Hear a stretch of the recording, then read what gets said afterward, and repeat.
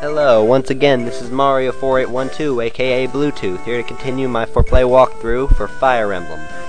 When we last left off, Lynn found Bluetooth, the tactician, unconscious in the plains, and now she's gonna listen to every word he says.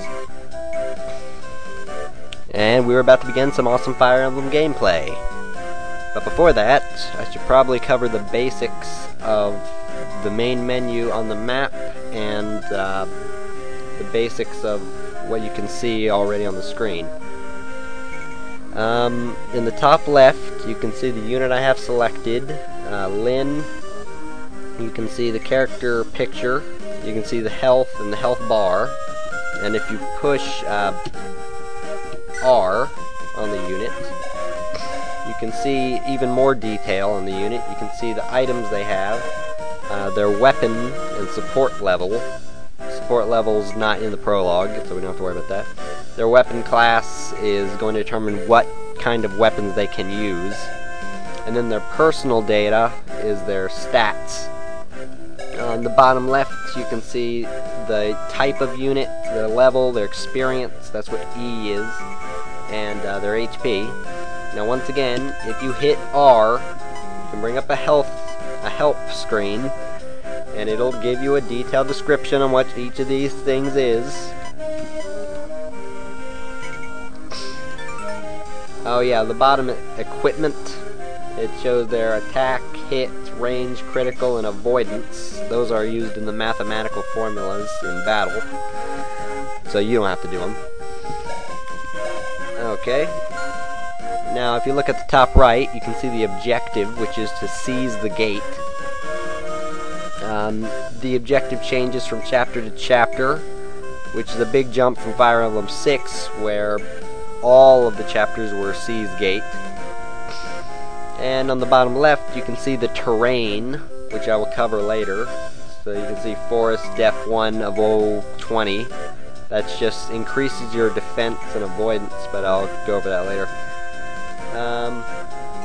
Now, a big rule of Fire Emblem is we are blue, they are red. Lynn is blue, meaning that she is on our side. The enemies are red. As you can see, this bandit has a generic name, and he doesn't have a picture. He's just a faceless common minion, but he still has health, which means he can pose a threat, I guess, in some way. Not really. But if you hit R, you can also bring up anything you want to know about him. He's not too much better than Lynn. He's at the same level. And over here, this unit actually does have a picture and a name, Bata. And you can see that little flashing shield on his actual sprite. That is what I like to call the shield of bossnitude. And when a character has that, you can tell they are the boss of this map. And once you defeat the boss, you really won the map, no matter what the objective is, really. Although sometimes you don't have to defeat the boss. But once you do, you know that you've won. Or do you? Anyway, there's one more thing before we actually begin some gameplay. The extremely detailed main menu on the map. First, unit. This lets you see even more detail about every single unit you have in your control. Hitting R on the actual unit, you can see their class, their level, experience, HP, all their stats. You can see Lynn actually has the moon affinity that I mentioned in the last video. Still don't know what that is, I'll find out eventually. Iron Sword is her weapon, which you saw when we hit R. Shows their equipment and their weapon stats. This shows their movement ability, their constitution, aid, their weapon class, and their support, which isn't covered. Now here, of course, you can go back, but you can also hit R and bring up that screen, instead of having to find the unit on the map. That can also be helpful. Now, anyway, moving on to status. I will always bring this up before I begin each map, each chapter.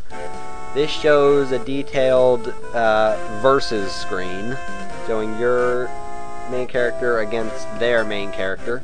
As you can see, it's a level 1 Lyn against a level 2 Bata.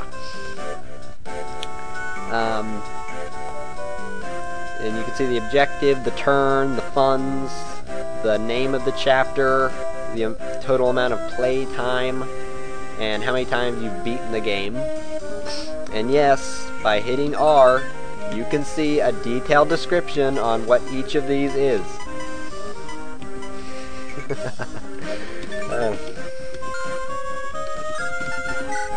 Now, the options.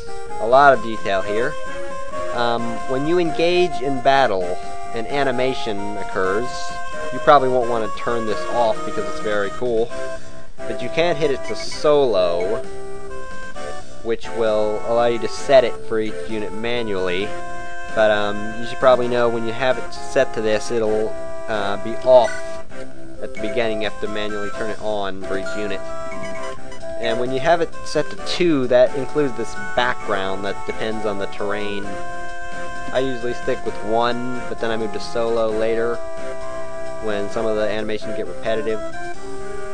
Game speed allows you to move your units really fast if you're tired of seeing them move around.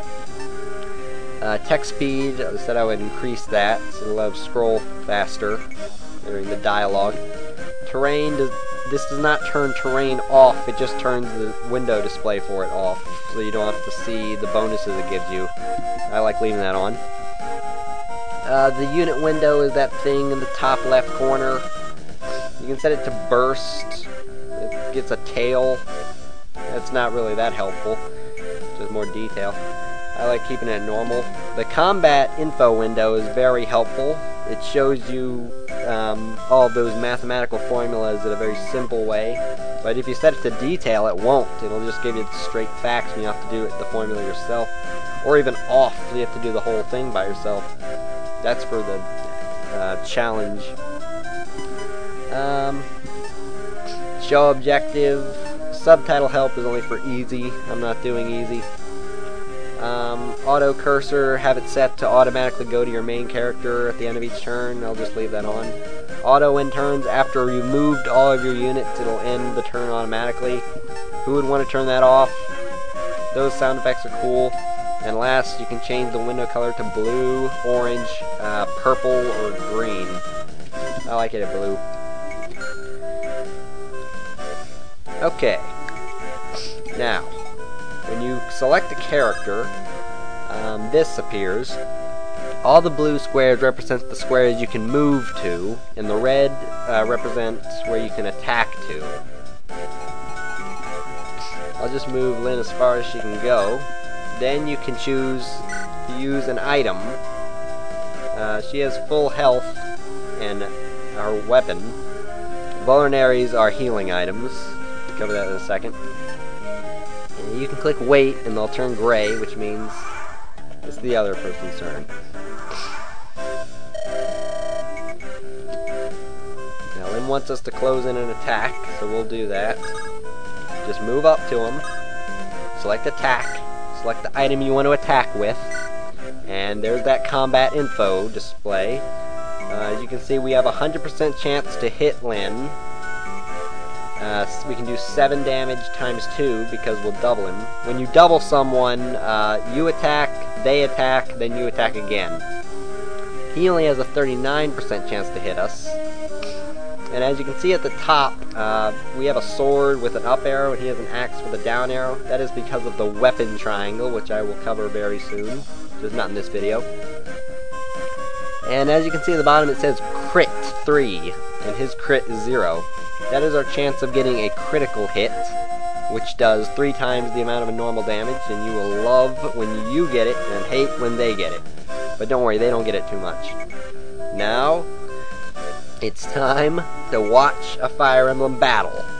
Next time on the 4Play walkthrough. Thanks for watching.